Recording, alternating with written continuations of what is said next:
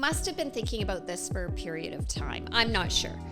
But you have made the decision to, for the most part, right, live your life alcohol-free. It's almost like I'm like a unicorn that's shown up in a party out of nowhere and everyone's so flabbergasted that they don't really know what to do. Do you really feel that way? Even I've noticed, even though you know everybody, but you're kind of sitting on your own while everybody else is at the bar or taking shots, and you're always left here, and the group is here. I've noticed that, and I think and we're doing a giveaway in honor of our 500 subscribers. Would you like to fill the wonderful people in? More than 500, and you know.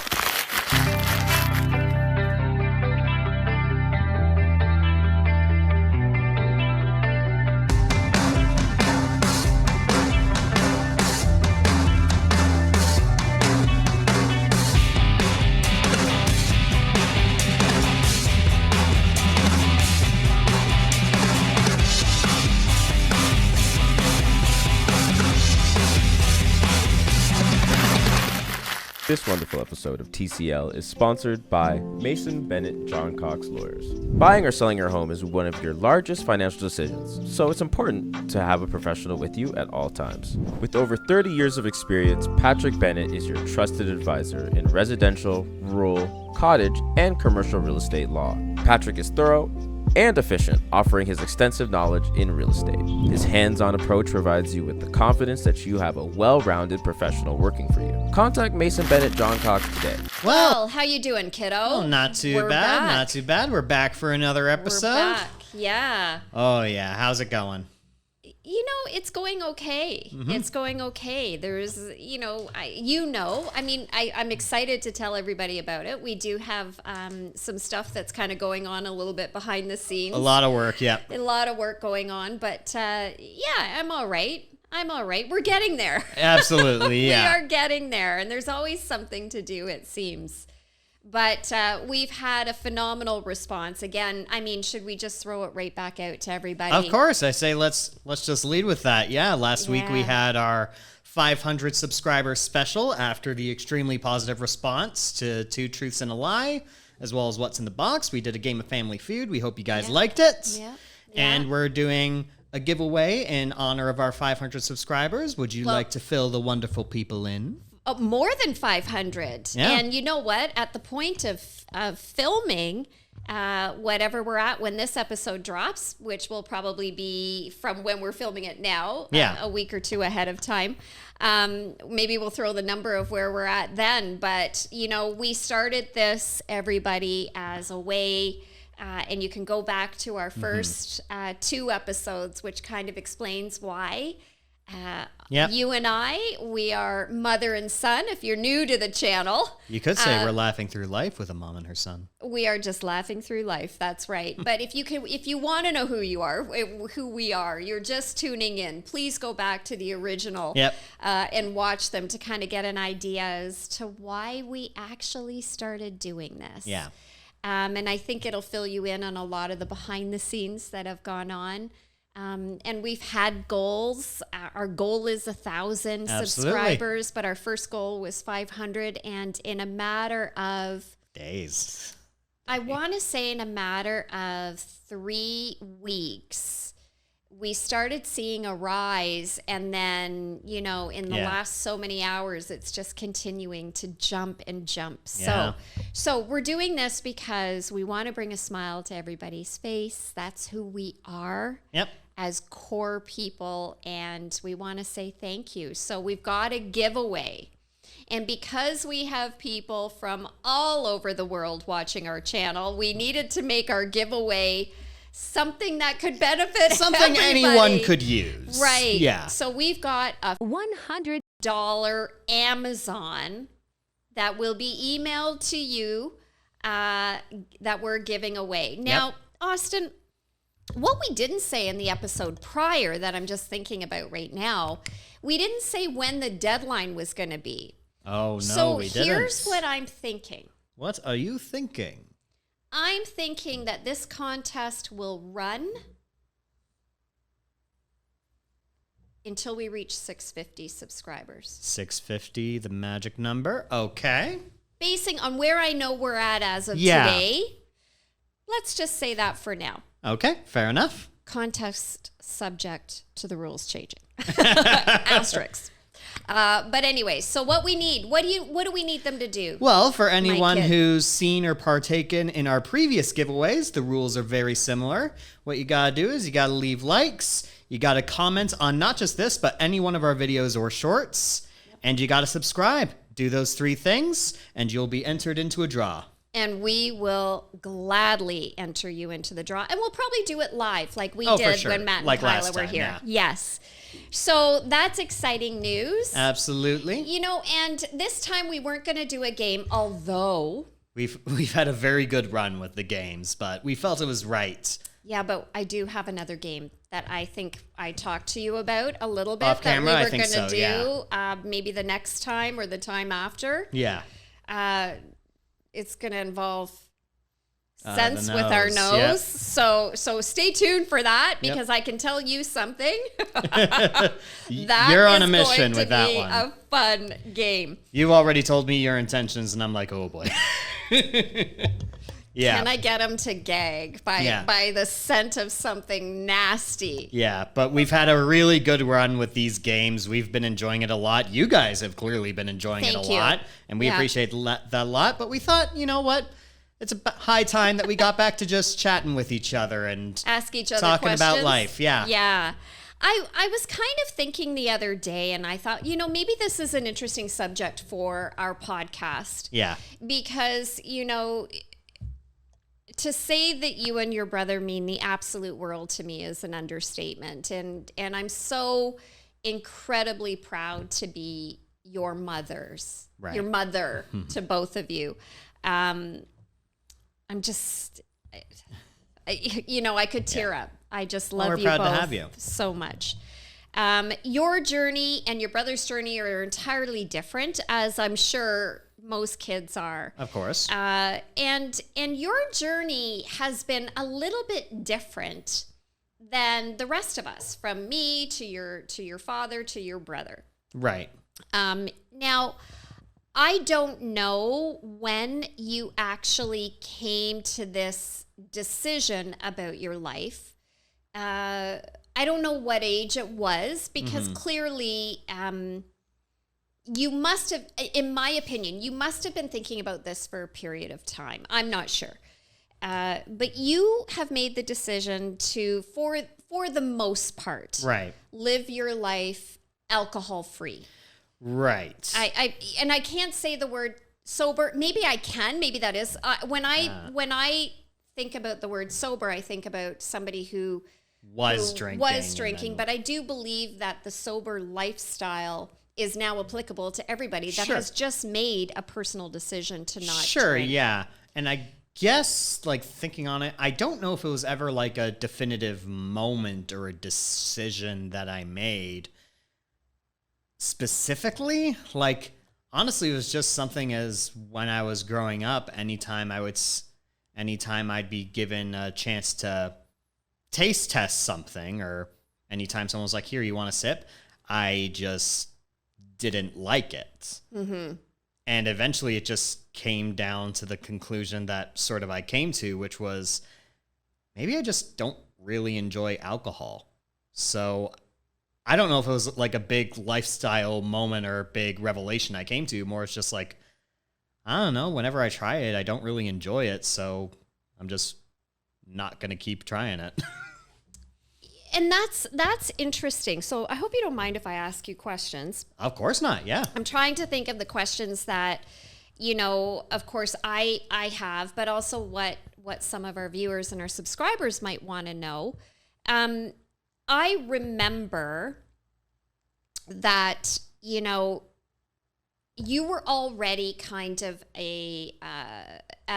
again, you guys have to go back to episode 3 or 4, which really talks about your journey. But Yeah, you we really talked about are that. a bit of an introvert. Yep. Very So much. you weren't one that really, wanted to spend 24 hours a day with all of your friends. And I large wasn't groups going of out to people. parties or anything like that, really. But you wouldn't not go, No. I guess is my point. Sure. But so you didn't come from this, you weren't that party boy kind of type of person.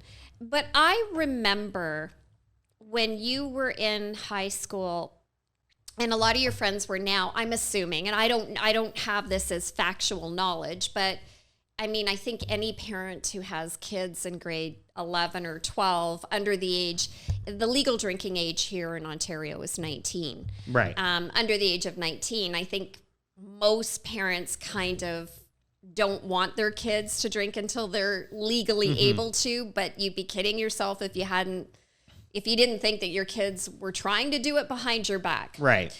But I always knew as your mom that you weren't trying to do it behind our back. You just always said, I don't want to drink. You Right. always said that. And I remember a point, and I think this is where I want to get at, because I know a lot of people, I think a lot of people too, when they get older, they make a personal choice to stop drinking for whatever their reasons Of are. course. And maybe it is health related, heart, whatever. Health, personal, yeah. It's not easy to make that decision when we live in a world that drinking alcohol is prioritized as being such a high, big part of social events. Right. So I remember, and the reason I'm saying this is I admire your stand so much because of this talk that we had when you were 18, 19 years old. And I remember saying to you, okay, you're choosing now that you're even legal, able to drink, you Right. still, this is not a priority for you. You're just not interested. And I said, well, how are your friends with you? Not, And I remember, Austin, maybe you've forgotten, you said to me, I tell my friends that I'm still okay to go out and go to the parties with them. I'm just not going to drink. And you said, but they don't ask me anymore to go. Right. And I think this is where our problem is in our society, is when somebody makes a personal choice for whatever their reason is, a lot of people may not want that person to be part of the party because they want Right. everybody to drink and get drunk or whatever. And they look at it as more of a Debbie Downer type thing. Yeah. And you did feel that. Am I No, remembering this correctly? I felt that, and even now at like certain events where everyone's drinking, I still kind of feel that, where there's this thing of if you tell a host or someone or whatever that you don't drink, it's almost like they don't know how to handle you, because like it's sort of like a, hey, do you want a beer or coolers or whatever? It's just like, no, I don't really drink. And they're like, oh, you want do like you experience a that? bottle of water, or maybe we have a bottle of Coke somewhere. Okay. It's almost like I'm like a unicorn that's shown up in a party out of nowhere, and everyone's so flabbergasted that they don't really know what to do. Do you really feel that way? Sometimes. Like, I think, listen, again, it's a personal choice. I don't really care if you drink or not. Like, it's not like I'm anti-alcohol. It's just something that's not for me. Right. But I think sometimes, and at certain events, people get so wrapped up in the environment of drinking that having someone that falls outside of it is just sort of maybe not even intentional, but by nature they're like, okay, we'll kind of have him over there, and then we're just gonna go party. We can do our own thing. Right. Yeah. Right. Has that aspect of leading a non-alcohol lifestyle, has that aspect of it made you not want to go out more? Or has it made you want to falter in your choice? Well, it hasn't helped. Like, listen, again, with alcohol, it's not a big moral righteous standing I'm taking. I just don't enjoy alcohol. Like, that's all it comes down to. So when it feels like I'm always kind of the odd one out when everyone's drinking and I'm not, I won't say it completely discourages me from wanting to go out, but it definitely doesn't encourage me from wanting to go to these events when more often than not, everyone else is drinking and having a good time and I'm just sort of left alone. Right. And as we certainly don't go to the same social events 24/7, but there's been times we've been at different social events that even I've noticed, even though you know everybody, but you're kind of sitting on your own while everybody else is at the bar or taking shots, and you're always left here and the group is here. I've noticed that, and I think there's been a couple of times where I very well try to be very conscious of that, and I would be for my other son too. Like, you know, it really does fall into a mom thing. Right? I mean, fair enough. I mean, Mama Bear's coming out. Of course. She's coming out. And when I've seen that, I'll automatically, you know, go to your side. Hey, okay, kid. Right. You know, yeah. And you've always been good at that. Yeah. And that makes me sad. Now, on the off side of it, when you find yourself in those situations where you're kind of a little bit separate, I guess, to a certain degree, what is it, your social anxiety that you've been diagnosed with that stops you from going, wait? It's a bad combination. Again, I can certainly walk to the bar. I can get a mocktail. Listen. And I can be part of the crowd. I don't know if it's the source of it all. I can tell you for certain that it doesn't help. Right. So see, I mean, you know, I guess I could be a therapist. So I feel like the two, and this is why I think this is a really important topic, because I think for us as members of your family, we need to 100% respect your decision, and I know everybody does. I don't know anybody in our family that doesn't. No one's like, decision. oh, how dare you, or anything like that. No, they're all good with it. No, that's not what I'm saying at all, actually. But what I'm saying is they respect it, and you know, we want you to be with us, whether or not you're drinking or not. Right. But yet the perception, as we're talking about, if you don't, is I think your words are very interesting. I don't know what to do now with this person. Right. So could you give people a little bit of advice on some of the things that you wish were a little different when you're in these settings for you? Just try and talk to me. Like, that's what it comes down to. Just try and talk to me. Like, the thing is, like, yes, often at, like, these big events, more often than not, like, huge gatherings and parties and things like that, I'll often end up sort of off in a corner somewhere. Again, a big part of that is social anxiety. That's for sure. Just how my brain is unfortunately wired. Yeah. But even at like smaller gatherings where it's like I'm not alone, I'm in the group where everyone's drinking and talking, and sometimes it feels like people are talking to each other and sort of around me, but no one's really trying to engage with me. And that's not entirely on everyone else. Right. I also have a part to play in trying to reach out and engage. You do. Which is tough for me, but it's something that I can do. Right. But often if I like, say at a big event, I try and like find a group of maybe people closer to my age, what'll often happen is they'll all just be talking to each other and I'll just sort of be standing there awkwardly while no one really acknowledges me. And then it's like, okay, I'll just wander off to that corner, I guess, because I'm not really getting anything from this at the end of the day. And again, I don't want to say it's all because of alcohol, because it's not. But it's just sort of that feeling of honestly kind of being a little bit on the outside sometimes. Right. Do you think that, so combined with your social anxiety disorder, I guess you would say, I think that's what they called it. Sure, yeah. Do you think that if you did drink based on what you see other people when they drink, their inhibitions certainly become... Well, that's what it is, yeah. I mean, I remember... because your brother his first anniversary is in July. Yeah. So when his wedding came last year, and of course you and his other best friend were his best man. There was a dual best mans there. Yep.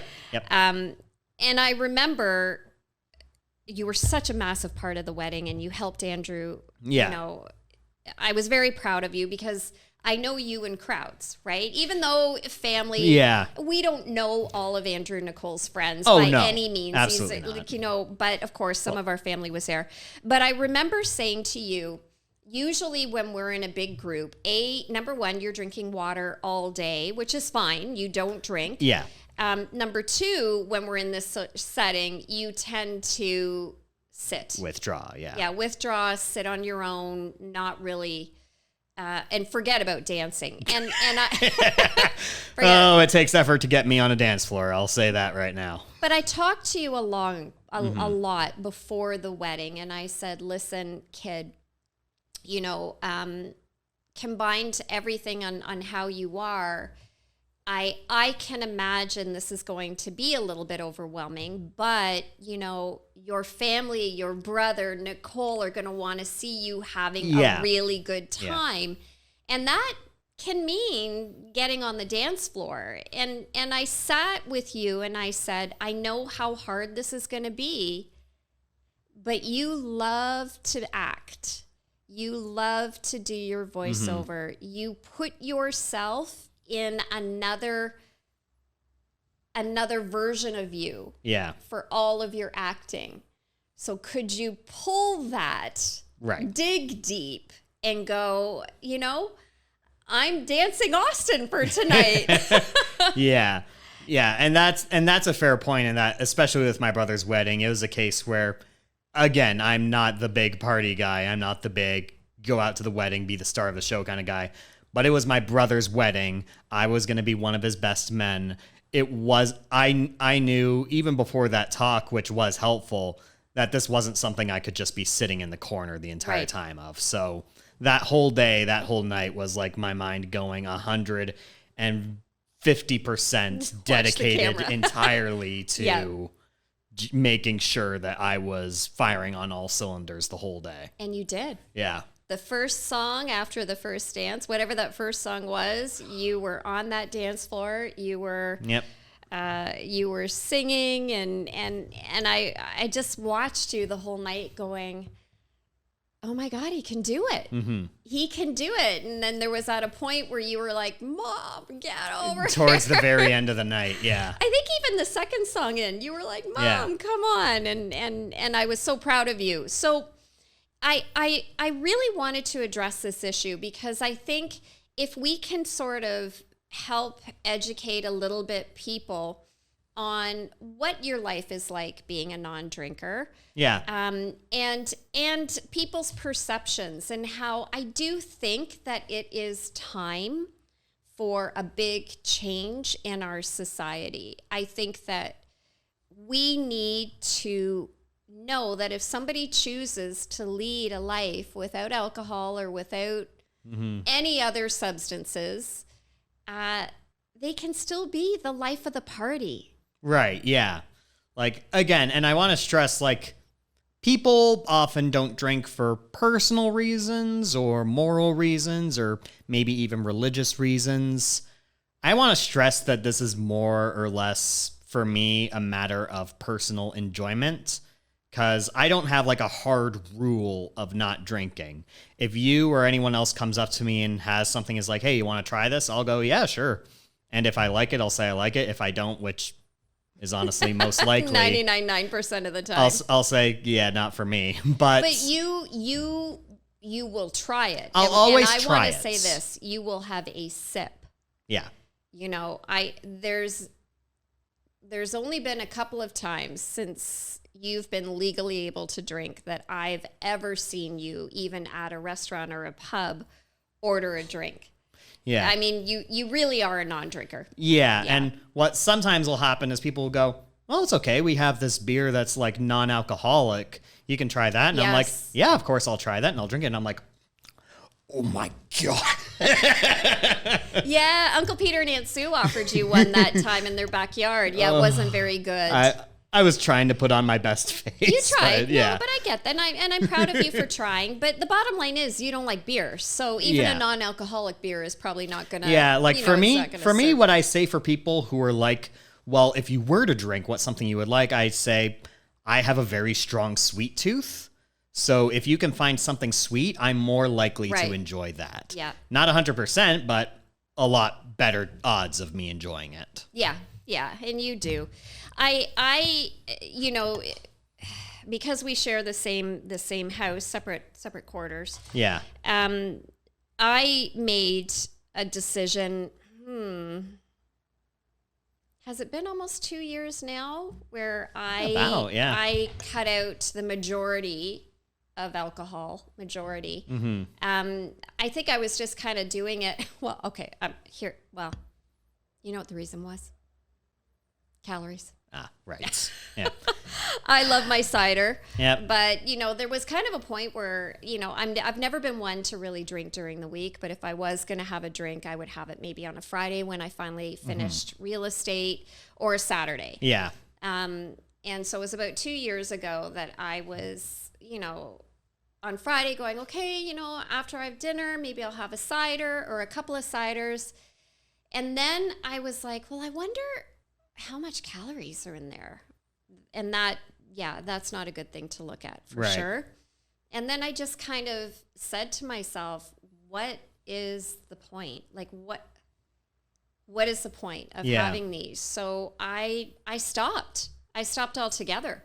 I definitely, if I'm in a social setting, we were at a cancer fundraiser, I think 3 or 4 weeks ago now, 100% I had a few ciders, but then I can go 6, 7, 8 months, whatever the next social setting is for me, because I'm always working, but I will tell you, when I took it out, I would say took it out 90% of my life. Right. Because if I really only drink if socially I'm out. Pretty much. You feel better. Your skin looks better. Your skin looks a lot better, and you actually lose a lot of weight. Well, especially if you're drinking the crazy calorie stuff like I do. Yeah.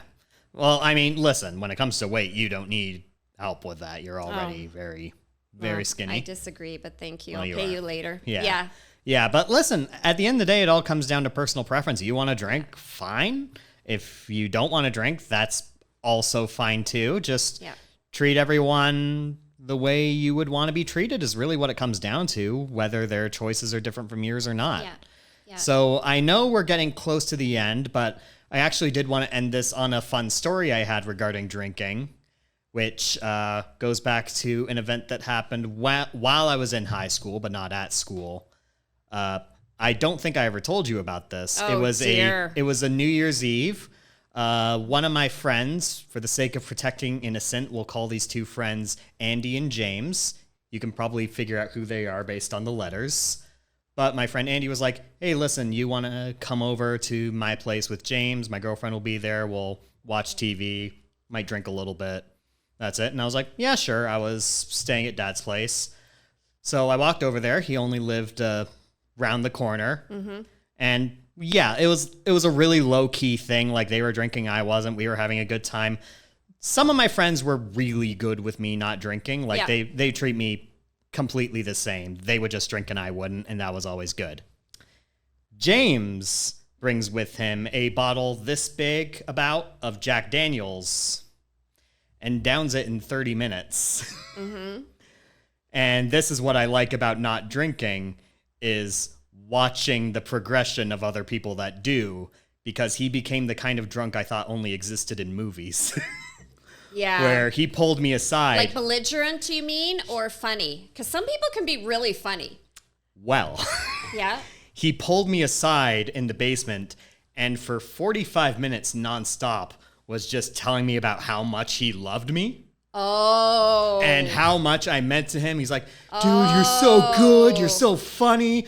You always invite me over and we play video games and you're the best, man. And here's what he says. Like, dude, you're amazing. You're the best. You're like spaghetti sauce. You're spaghetti sauce, man. Don't ever forget that. I think about that every goddamn day. I still don't know what that means.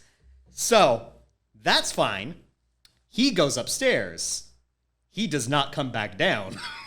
Right. And eventually we're like, is he okay? Oh, that's not good. So we go to the bathroom where he is, and the door's locked. Thankfully, it's those old doors where if you can take like a wire hanger, string it out, you can unlock it. He has passed out while throwing up. So it's a very messy bathroom. Oh my gosh. So we clean up, we pick him up, we bring him back downstairs. He wakes up. He is no longer happy drunk.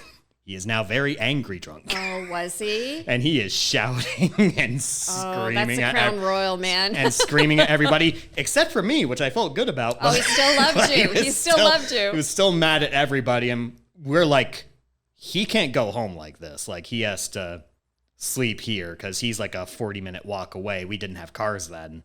Oh, gosh, so we're like, no. Yeah. he has to stay over. Yeah. We have to call his mom and say, listen, here's what's going on. Yeah. So we're going into his phone trying to call his mom. We're like, crap, what's the password to his phone? So we have to try and coax the password out of him while he's angrily screaming at us. Oh. And he's shouting the password at us, which, by the way, wasn't the password.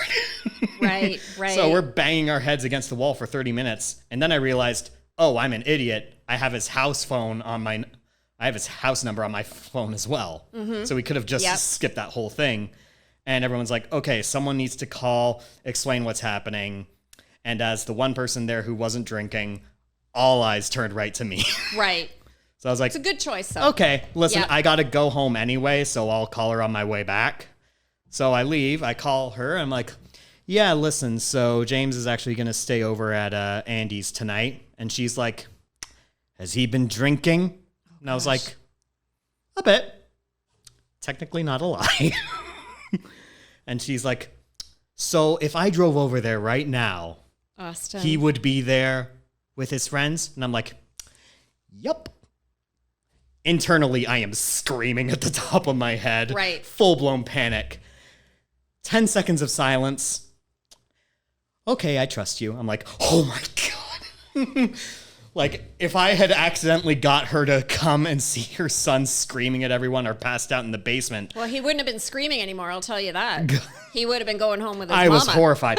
But that's the fun part of not drinking is getting to sort of watch everything transpire for those that do. Watch everybody make a... Yeah. I'll never forget. I got a story to tell before we head out. All right. I was everybody's babysitter in Collingwood, and every New Year's Eve, I had the same babysitting job for years. Every New Year's Eve. I was booked on one New Year's Eve for the next New Year's Eve.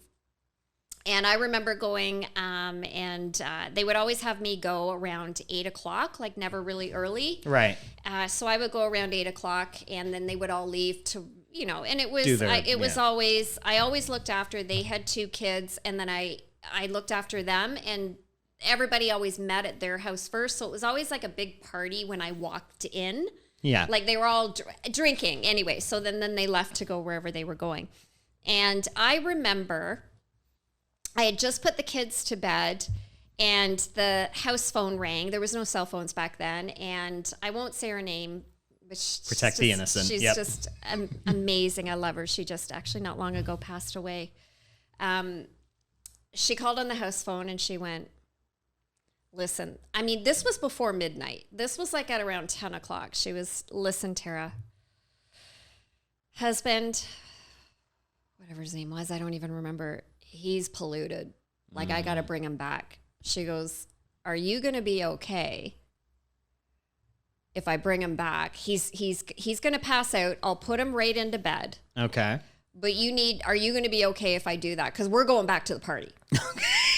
Okay. And I remember, and Jill Wilson, if you're watching this, Jill was babysitting with me because I always took a friend with me every New Year's Eve, and I would split the money with them. Oh, this New Year's Eve too, yeah. She paid me $20. Oh, yes. Did I not say that at the beginning? I thought I did.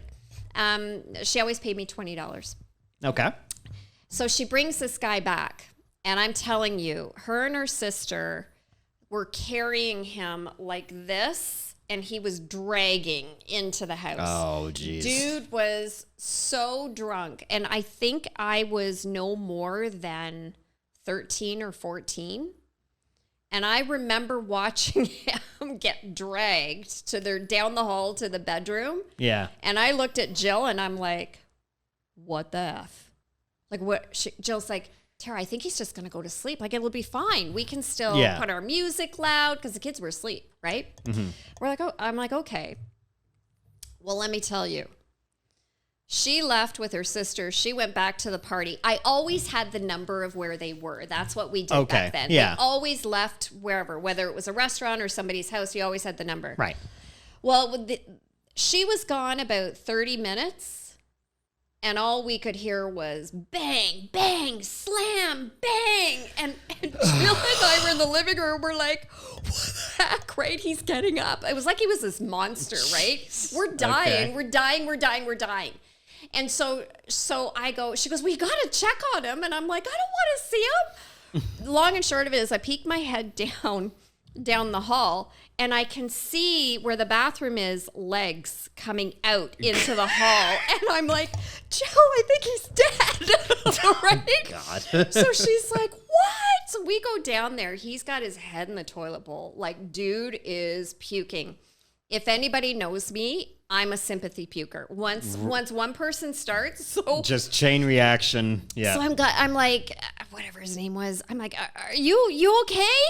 You okay? He's like, "Bleh," right? And he's screaming and yelling. I mean, he's toast. Dude he is is toast. gone, yeah. So he's puking, and Jill, she's not coming anywhere near this bathroom. Well, no. And I'm like, Jill, right? And she's like, don't you puke? So I'm like, you got to call the wife. Yeah. You gotta At a call- certain like, point, you have to. I'm like, here's the deal. This might be a really great $20 night, but I'm not. This is beyond what Tara needs to deal with. At what point does someone have to step in? Yeah. I called the wife, and I'm like, listen, this is what's going on. I'm not staying here with him. Like, I'm not. And Yeah. and I can't leave the kids sleeping with your husband.